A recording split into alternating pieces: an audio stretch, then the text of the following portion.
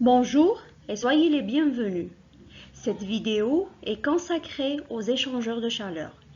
Elle est destinée aux étudiants de la deuxième année master de spécialité énergie renouvelable.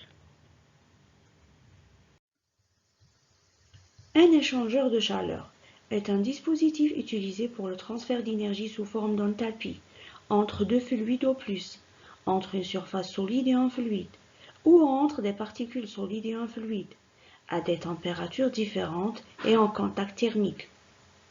Dans quelques échangeurs, et que l'on trouve rarement, les fluides échangent de la chaleur en contact direct.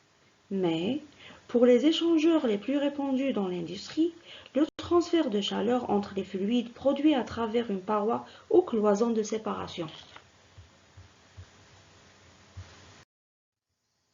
Malgré le fait qu'il existe une grande variété d'échangeurs de chaleur, 4 types d'échangeurs seront traités en détail: à tube écalandre, tubulaire, à ailette et à plaque, car ils constituent la majorité des échangeurs de chaleur utilisés dans les différentes applications dans le domaine des énergies renouvelables.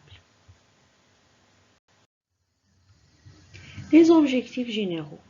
D'une manière générale, on s'accorde à dire que 90% de l'énergie thermique utilisée dans les procédés industriels transite au moins une fois par un échangeur de chaleur.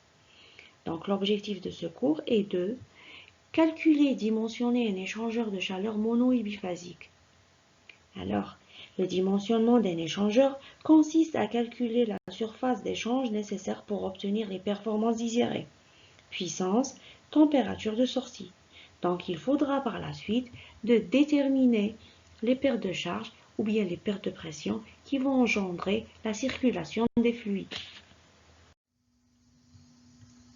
Les prérequis.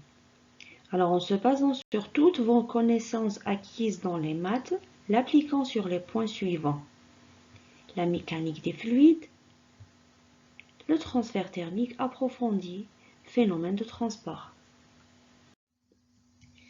Le plan de notre cours est le suivant. Le premier chapitre est dédié aux généralités, deuxième pour les grandeurs caractéristiques, le troisième pour l'étude des échangeurs de chaleur, finalement le dimensionnement des échangeurs de chaleur en utilisant un logiciel. Aux 6 chapitres, on va les détailler ensemble par la suite. Merci pour votre attention.